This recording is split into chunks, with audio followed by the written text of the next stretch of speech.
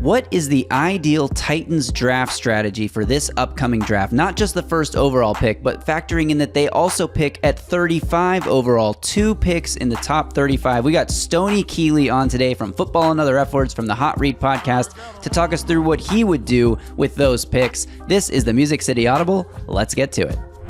Welcome everyone to another episode of the Music City Audible podcast, my first Music City Audible podcast from the great state of Texas. Justin, how's it going? What do you think of my new backdrop here behind me? The backdrop is fire. Like, dare I say it even looks better than it did in LA? Like, I don't know. I'm really liking it.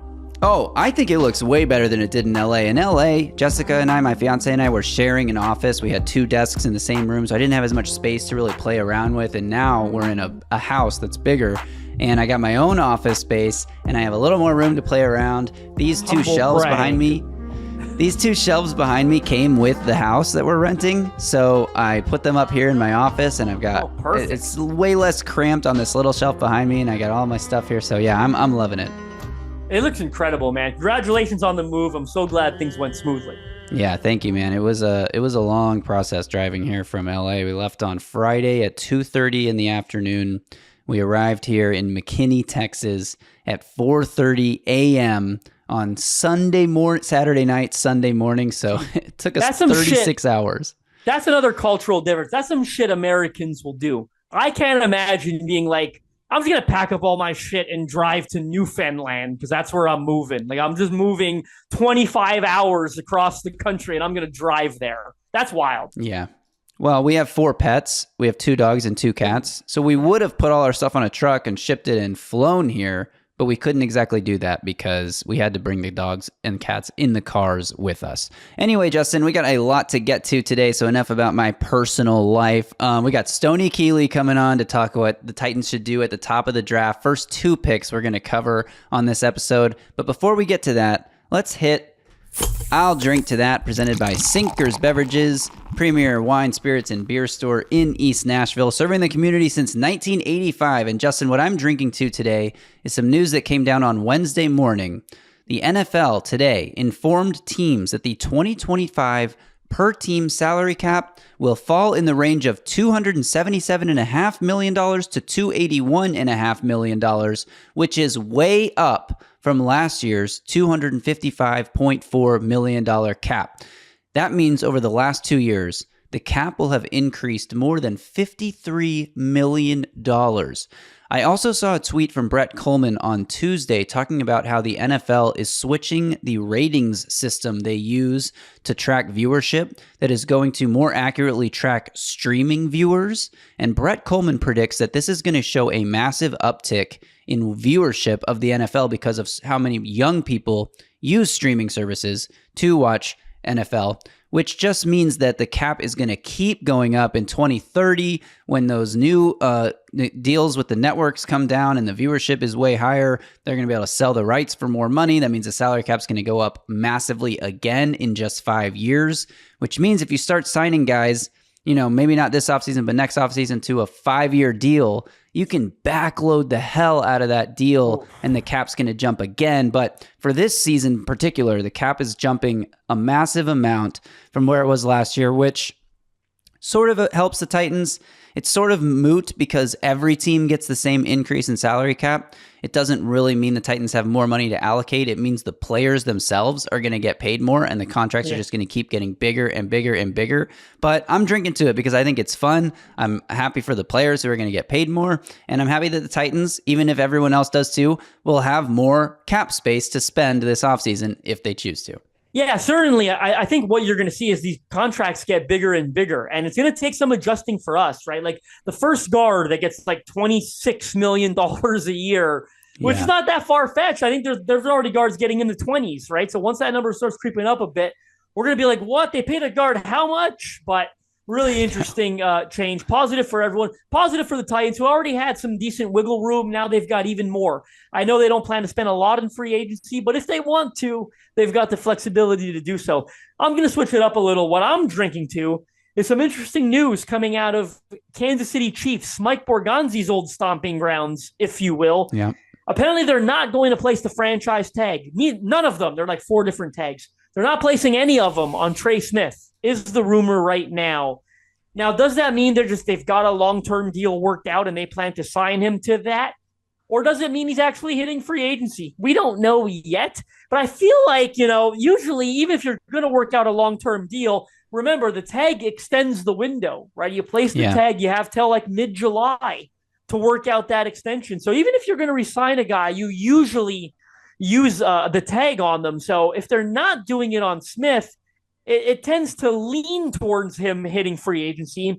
You wonder if he'd be a target for the Titans. There's the obvious connection with Mike Borgonzi. They clearly need a right guard. Last year's starter, Dylan Radins, was average at best, and he's a pending free agent in his own right.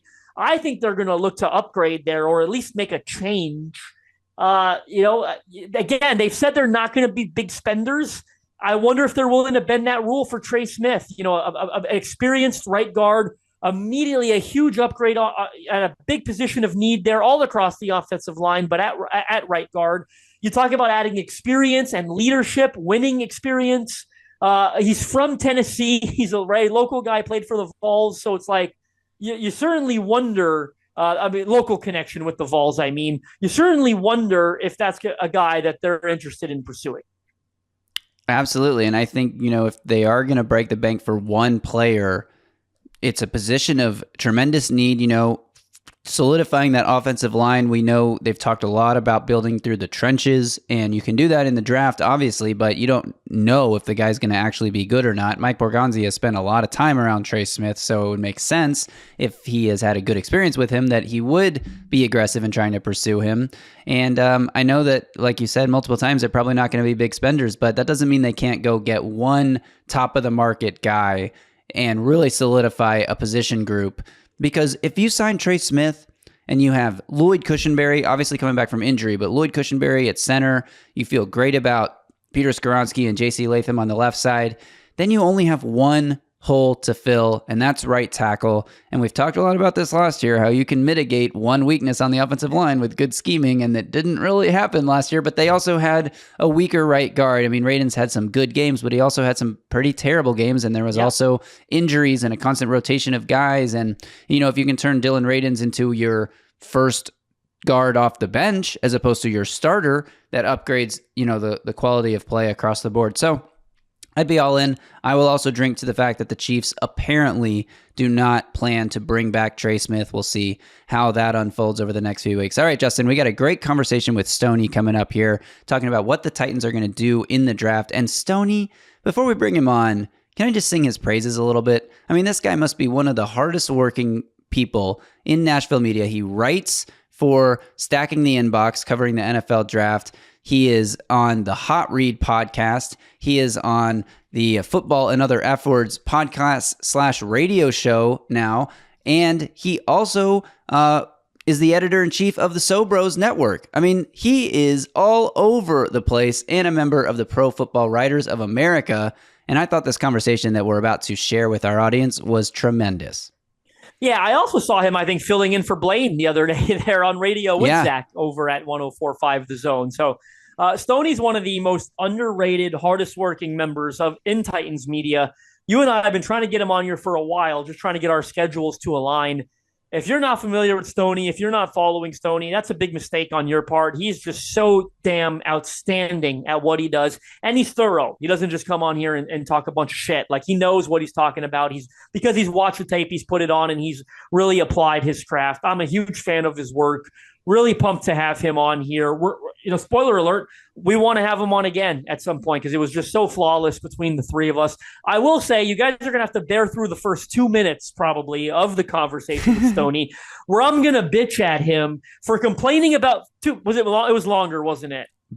Bear with him. Get out of here, Canadian. You got to bear with me, pun intended, as I bitch at Stoney for the first 2 minutes of this conversation. He had the gall to come on here and complain about a little teeny-weeny little bit of snow that he's got in Nashville right now, when I'm buried in it here in Toronto. We got 40 centimeters. I don't know what that is in American metrics. We're gonna hear all about it in a second, so you don't need to do it again. I think without further ado, Justin, I'm hot.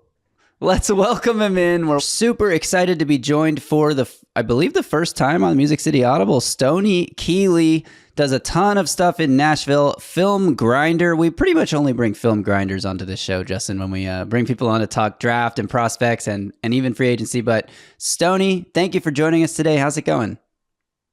Going well. We're snowed in here in Nashville today. So, I've got plenty of chili to eat. I'm just taking it easy, trying to get a little film ground up, if you will. I'm working on, I want to wrap up my Tyler Booker eval today. It's just a great day to be in the office, to be snowed in. It's beautiful. Everything just feels peaceful. I'm having a great time. And yes, it is my first time on the show, though I feel like we've been trying like a million different times over the past couple of years to make this happen. So happy to be here. The first thing I'm going to say, Stoney, to you, and I didn't think this was going to be the first thing I would say to you, but you're not going to find any sympathy from me regarding you being snowed in, because I think your version of snowed in is probably bullshit compared to my version of snowed in. Because I'm going to give you an example, okay? An example. This is here in Toronto this week. We got more snow than we got all of last winter. Now, last winter was pretty mild by our standards, but this week we have had two massive, I don't know what metric system you guys use. It's a bunch of bullshit over there in the US, but we have gotten 40 centimeters of snow in the last 7 days. Okay. I'm not going to do that math because I'm American. So I'm not, yeah. I refuse to do your Canadian math, but there are 2 inches of snow, I believe.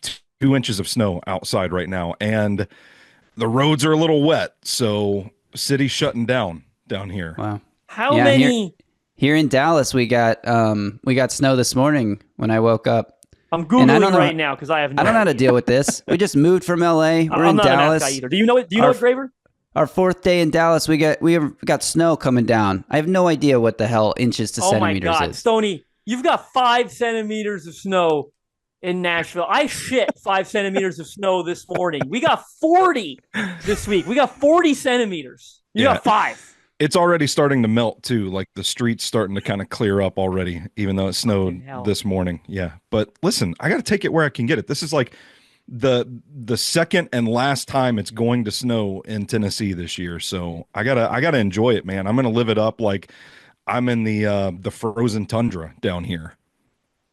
It's probably going to snow 3 more times this afternoon in Toronto compared to the rest of the year in Nashville. So I'm kind of jealous because it's been as bad as I'm shoveling. I'm just going to say this. I'm shoveling, and it's gotten to a point. This has never happened in my life. I don't know where to put it. I actually don't know where to put it. Like the pile of snow on my grass. I'm short. I'm very short, so this doesn't help. But the pile of snow on my grass is so tall that I'm literally normally you would shovel here and just kind of dump it on the ground. I have to lift my arms up almost above my head to dump new snow. I have never done that in my entire life.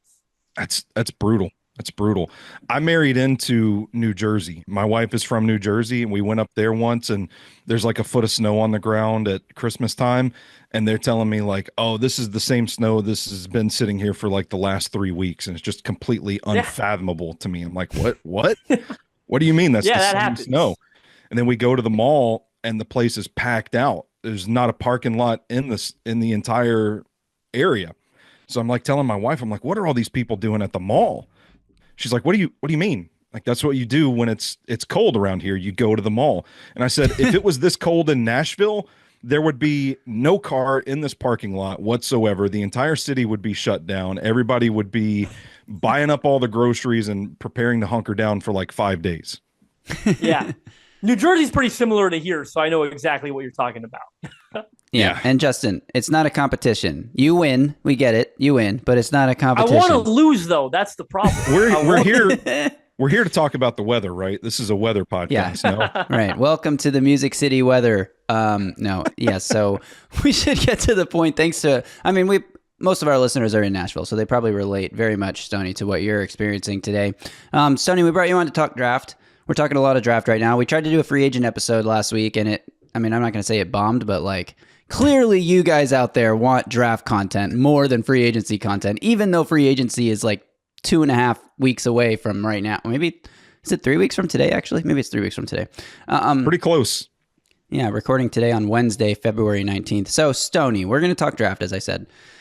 Strategy. What are the Titans going to do in the draft? Nobody knows. What would you do if you were taking over this team? If you're Mike Borgonzi, Chad Brinker, Brian Callahan in his second season trying to prove that he belongs as a head coach in this league. You got the number 1 overall pick with a couple of interesting quarterbacks, if not very, super exciting. Definitely not on that can't miss tier, even though there's no such thing, but that tier that Andrew Luck, Peyton Manning, Trevor Lawrence as prospects were on. But there are still a couple quarterbacks that are exciting. Titans obviously need a quarterback. There is what some people are calling a generational player in Travis Hunter, what some people are calling a generational player in Abdul Carter. I don't know if I'd go that far, but a very good blue chip player there. What direction are you looking at? Because the Titans' obviously biggest needs, quarterback, edge rusher, right tackle. This particular draft class, not really a tackle in the top 5 kind of class. Maybe we'll see one go at the end of the top 5, but probably a left tackle. So if you're in charge of the Titans right now, where are you looking at going with that number 1 pick? Are you answering the phones or are you looking at one of these prospects? I am answering the phones. I am doing everything I can to acquire as much draft capital as possible. Now, I will say I like both of these quarterbacks, Cam Ward and Shedeur Sanders, in the top 10 somewhere. I just don't know that. I don't know that the Titans are necessarily in a position to take either of these guys right now because I think they both probably should sit. I'm not sure that they will. I'm sure if Cam Ward goes number 1 overall, he's going to be the expected week 1 starter. But I think both are pretty good candidates to sit for a little bit. And the Titans have so many holes along the roster. I mean, when you start really breaking down the NFL roster by roster, the New England Patriots are the only team that I'm comfortable saying have a significantly, it's pretty easy to see a worse roster than the Tennessee Titans. You could put the Titans maybe and the Raiders in the same conversation, but I mean, this is a bottom tier roster. And if I'm going to categorize these quarterbacks as still preferably developmental guys, I'm not in a position if I'm the Titans to go get one unless I'm, I get stuck. I can't get out of the top overall pick, or if, I move down to 3rd or 4th and can still get them. Maybe that's one thing. But I think there's so much team building to do, so many needs across this roster that I want a 3rd round pick back this year, and I want to start stacking some more top 100 picks. We heard Mike Borgonzi talk about that, wanting like 12 top 100 picks over the next 3 drafts. You got to do something to get there. And right now, to me, the best asset they have that they can leverage to accumulate draft picks is that top overall pick in this year's draft. So that's what I'm working the phones. I'm trying to figure out a way to get back to maybe that 3 to 6 range. I don't think I want to go too far because I do want a chance at one of these blue chip players. But for me, the quarterbacks are kind of a luxury. Like I look at like the New York Jets, the rumor just came out that the Jets are calling because they want Cam Ward. They've got a pretty decent roster. They can probably afford to take one of these quarterbacks and work with them. I feel like there could be a lot of problems stunting the development of whoever they draft if they go with one of these quarterbacks. So give me the picks. First thing, Graver, I want to chime in real quick. Number 1, Stoney's obviously speaking my language, right? Because I've kind of been on team trade down, whereas you're over there at number 1 picking Cam Ward. First of all, we don't need to address this, but I think the Jets rumor is bullshit. Like I'm not buying it at all. I think Aaron Glenn, first year GM as well. Like, I don't think they're taking a swing on it. I think those guys, they're old school guys. I think they're trying to build up that culture before they're ready to commit to I don't think they're coming up for a quarterback. And number 2, something you said there, Stoney, that it's certainly not a critique of you, because I've heard other people say this about Cam Ward and Shedeur sitting. More so in relation to Cam. You know what really concerns me about that? Like, when I think of a guy that has to sit, I think of a Jordan Love. I think of a Trey Lance. I think of a Zach Wilson. I think you know where I'm going with this. How many years of college football did he play? And like, I know he played at 3 different programs, but he's played a lot of college football. If he still has to sit, or people think he has to sit, that's typically because, oh, well, he's got something he's still working on. Well, if he's still working on it in year 5, whatever it is, I'm not so sure it's going to get fixed. Fair enough. Yeah. And the way I have framed this to get into the weeds a little bit deeper is not necessarily like I think both of these guys should sit for like 3 years or 5 years or anything like that. But for me, I think both have to adjust to NFL speed in different regards. I think for Cam, like I kind of want to know the reasons behind the turnover worthy throws, some of the recklessness. I think like from the neck up, he needs some time to adjust to the NFL speed. Sanders, I think from a physical standpoint, like some of the pressure to sack stuff, the sacks that he takes and stuff like that is, to me, he moves, the way I framed it was he moves like a guy that thinks he's faster than he actually is, like bails a little too late. Yes. And I think that's, go ahead. And Justin, he also sorry. does that, and he will occasionally beat those rushers around the edge or whatever with his legs. But to me, it looks like you're beating lower level college athletes. If that's Myles Garrett chasing you, you are not getting away from him in a million. Micah Parsons, the TJ Watts, the top edge rushers in the league, are going to run him down. And that, like we talked with Teron Davenport earlier this week about Shedeur Sanders on our first real like spotlight episode on him this draft cycle. And I've been very outspokenly pro Cam Ward on this podcast. And I've also said like I like Sanders too, and I think Sanders can be a good quarterback, but his inability to escape pressure and like look like the best athlete on the field really concerns me about his and the pressure to sack ratio and the number of sacks he takes. And I know all his defenders will say he played behind a terrible offensive line, but there are some athleticism things you just can't overcome. And like you said, he waits too long to bail. And it's not that I don't think Sanders can be a good quarterback, but that part of his game really concerns me. Yeah, and the worst thing that he does is when he bails out of the back of the pocket. Like there are times when he can get out to the left, to the right, he can step up in the pocket, and there's still pressure coming. Maybe it's not a positive play, but he really kills that offense in those instances when he bails out of the back of the pocket, because I felt like those were like always 20-yard losses. And he took like a 35-yard sack in the bowl game. He had like a 35-yard loss in the bowl game. Yeah, so if you put him out there week 1, I think that issue is going to be exacerbated. So for me, it's more like, okay, he's got to adjust to the speed of the NFL physically. Ward, I think, has a little more ways to go from the neck up. But from a timing standpoint, I think like Shedeur is the guy that to me you could probably bring in like October, and Ward is the guy that you bring in like November once you've been eliminated from the playoffs to see what he's got. So I'm not saying they should go the Jordan Love route. I just feel like for this Titans team, as bad as last season was, there needs to be a sense of urgency to win some games. And so I think that they're going to want to try and go the bridge quarterback route, get somebody a little more stable, less volatile out there than one of these rookies. And in that case, like it allows you the opportunity to build around them as well. I want to ask Stoney a fun question, Graver. It's we keep talking about number 1, not talking enough about 35, and that's more you and I, Graver, in general. 2-part question, Stoney, because I've got a take that I want to get out there at 35, but it's interesting because in a way, and I might sound like an idiot for saying this, but like this is a rare case where what they do at number 1 doesn't have as much of an impact at 35 as it normally would. And that probably sounds a little stupid, but I think you know what I mean. Like if they're going quarterback at 1, or whether they are or they aren't going quarterback at 35. I'm pretty confident in that. They're not going offensive tackle, for example, at number 1. That's going to be an option. Even if they trade back, they're probably not going offensive tackle in the first round. But that's going to be an option at 35, for example. So what do you what would you address at 35? And the second part of that question will be kind of a fun one that I want to get out there. But firstly, what would you kind of plan to attack at 35? To me, 35 is the sweet spot to go get your right tackle of the future, because this is not a particularly front-loaded tackle class.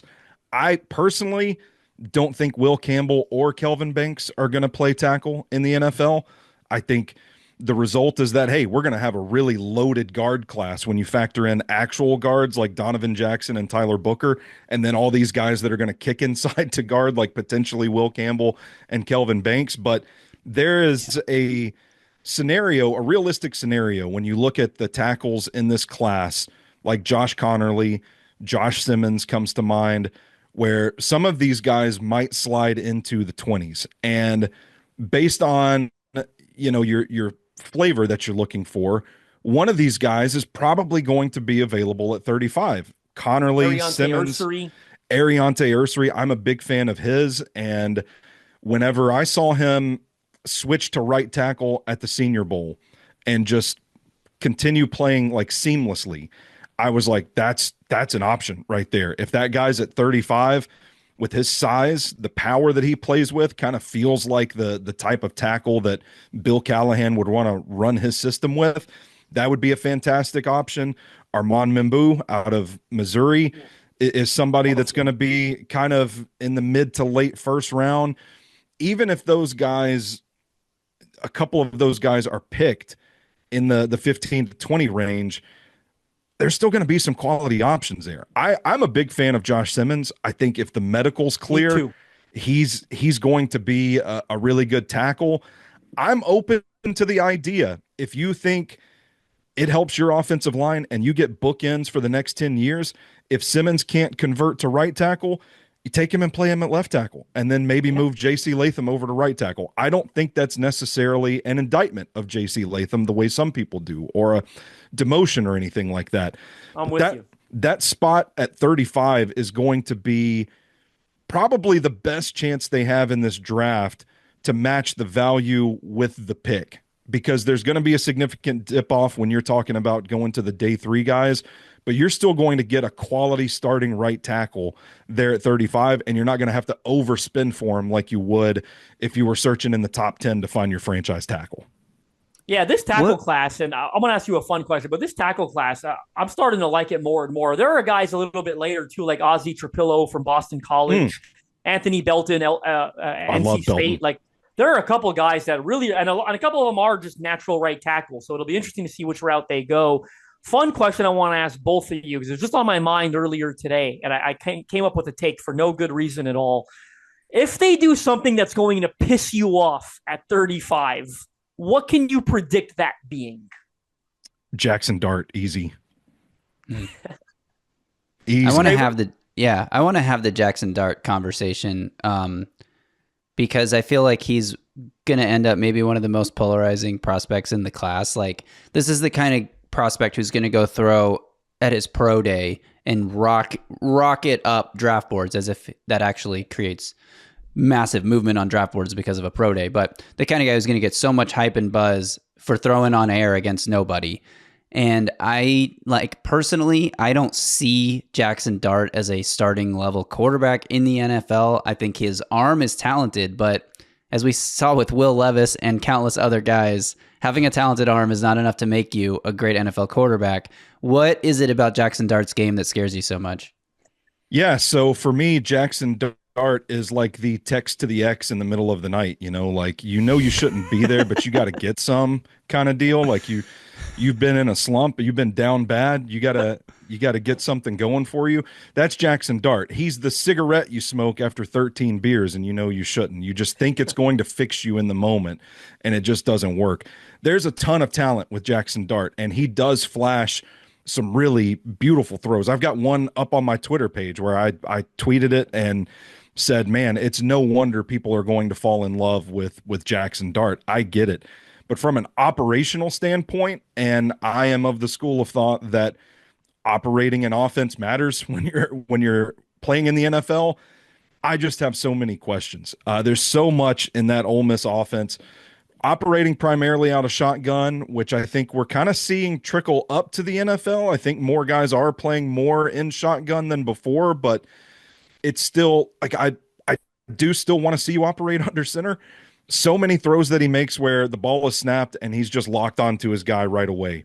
A lot of like one read throws, some of the stuff that some of the designed runs, like it looks like an incredibly predetermined telegraphed offense. So for me, you might have the talent, but you might have to teach him how to play quarterback. And that is not a spot that the Titans are in right now. That's like, let's see the Kansas City Chiefs draft Jaxson Dart and just develop and work with him until Patrick Mahomes retires and see what you got then. It ain't a spot for me for the Titans to take this guy.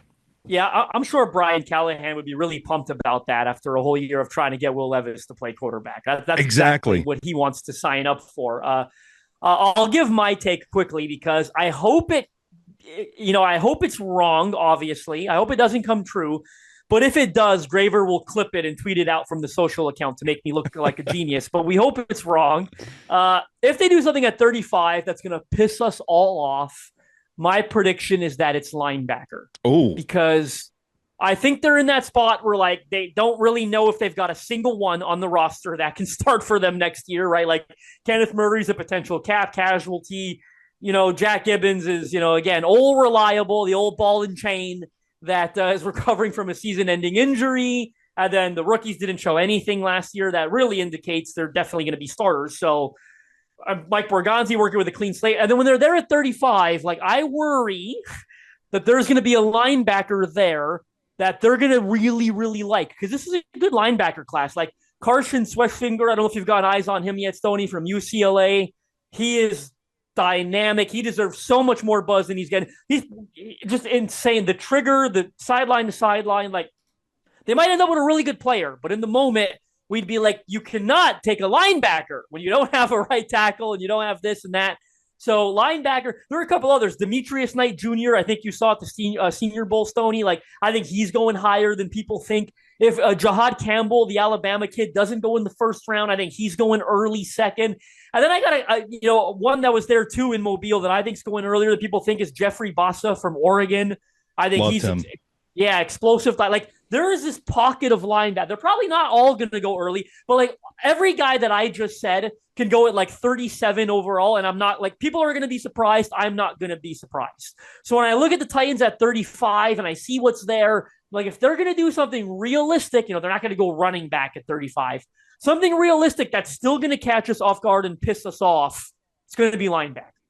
I'm with you. I think linebacker is a sneaky need for this team, but I think that it's one that should wait for day 3 to add depth and competition for the guys that they already have. I like to think, I'm putting faith in Mike Borgonzi, that they will use premium picks for premium positions. And we've heard him kind of talk about it. So I'm with you. If they take a linebacker at 35, I'll probably flip my table over. Yeah. No kidding. What about edge rushers or wide receivers? Maybe give us one player you like at each position that could be in play at 35. I'll start, and you tell me if this guy would make your list. And I'm obviously biased, but I really like Matthew Golden, wide receiver out of Texas. Was a transfer to Texas last year, played one season with the Longhorns. He's just so smooth and fluid with everything he does. His hands are unbelievable. He tracks the ball so well. What do you think of Golden? Would he be in play at 35? Is there an edge rusher that may be in play at 35? It sounds like Golden's kind of expected to go somewhere in the 20s at this point from all the reporting, the mock drafters, the analysts out there. Sounds like he might go somewhere in the 20s. He was a late declaration for the draft, if I'm not mistaken. I haven't gotten around to Golden just yet, but I know the DMs are starting to buzz. I've got people asking me, what do you think about this Golden guy? And I'm like, calm down. I'm still trying to wrap up my notes from the Senior Bowl. I'm a little bit behind here, guys. So I don't know. It sounds like Luther Burden III is falling down draft boards. There seem to be some character concerns. It is character concern season after all. Yeah. Character concerns with him. I like him a lot. He's one of my favorite wide receivers in this class. Could be a potential option if he does slide the way it looks like he is now. I would be doing cartwheels if they landed him at 35. The edge rusher, I probably would have said Mike Green out of Marshall a couple of weeks ago, but it sounds like the rest of the world is kind of waking up to Mike Green and his skill set, especially after he added on some weight and showed out at the Senior Bowl. I saw, I can't remember which of the NFL Network guys mocked him at 9 overall to the Saints. So I don't think he's going to be there at 35, but that would have been my target. All right, Stoney, thank you so much for your time. Everyone, you can find Stoney in a number of places. He's on the Hot Read podcast. He's on F Words Pod. He's everywhere talking Titans, talking draft. Thanks so much for joining us today, Stoney. We'll have to get you back on again soon. Anytime, boys. Have a good one. All right. Thanks again to Stoney Keeley there for his time and tremendous insight. Justin, any final parting thoughts for this episode before we say goodbye? No, I had a blast with Stoney. He's a draft guy. I'm a draft guy. I think him and I could probably go back and forth all day long, just shooting off prospect names, guys that we like in certain rounds. I'm all over it right now, and I'm having a lot of fun. I'm in the middle of my interview series for the Draft Network. I've got I've got 12 on my recorder right now. I'm kind of freaking out, but one publishing every single day. I got sitting down with all these guys in the draft, and I'm pumped to tell these stories. Going to be a couple future Titans on this series, guaranteed. Last year I think every pick except the first. I did Tavondre Sweat. I had done Cedric Gray. I had done Jarvis Brownlee Jr. I had done pretty much I did the pass rusher out of Michigan there and the Jalen Harrell. So a couple future Titans on this series. I'm excited to share that with you guys when we know who they are. But had a lot of fun with Stoney. I'd love to have him back ASAP. On our next episode, you and I, we're going to tease it. We've been talking about this for a little while. Last week when we had Tehran on the show, TV, we were planning on doing a full-blown Shedeur Sanders episode. We didn't quite do that because, TD's big on a lot of the quarterbacks in this class. We wanted to just kind of rapid fire with him. You guys seem to really enjoy that episode, talking all quarterbacks. We've got Sam Phelan coming on here from A to Z Sports later this week. Sam tweeted the other day, maybe it'll be the title of this episode, I don't know, Shedeur Sanders no matter what, okay? We have been wanting to bring a Shedeur Sanders lover on here and debate with him. And in fact, the fact that it doubles as a member of Titans media that we get to bring on, who is probably the number one advocate locally for them drafting Shedeur Sanders the number one overall. I'm excited to have this debate with Sam because I'm not super high on him. I don't think you are either. There are things I like and there are things I don't like. I'm excited to talk through that with Sam, see what he sees that maybe we don't. This is really planning to be a Shedeur Sanders focused episode. I'm sure we'll talk a little Cam Ward and what they do at number one, but we haven't had a full-blown Shedeur Sanders episode. This is going to be the one. Yes, and we'll definitely be talking some traders, some reality competition television, because that's what I do when I get a chance to talk to Sam. And for those of you that annoys, I'm going to talk about the weather again. That's what I'm going to do. If it annoys you, I apologize. If you like it, then you're welcome, and I would prefer that you like it. So start liking it, because that's going to happen a tiny bit at the end. I'll save it for the end. Anyway, yes, I don't know if we'll have Stoney back on because he did not advocate for drafting Cam Ward number one overall, but you know what? Maybe I'll get over it and we will have him back.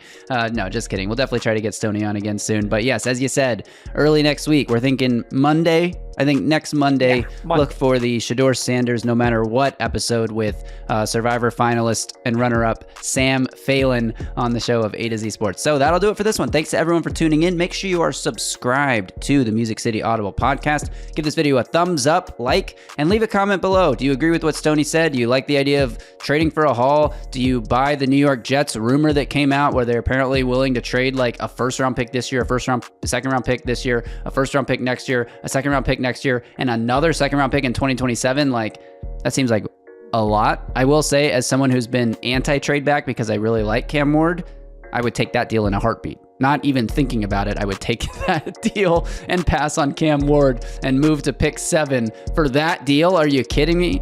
But yeah, anyway, thanks everyone for tuning in. So leave a comment below on if you agree with what Stoney said and any prospects you like in the second round. And if Matthew Golden will go higher than 35 and if Luther Burden will fall to 35, that would be incredible for the Titans. All right, until next time, y'all stay safe out there and tighten up.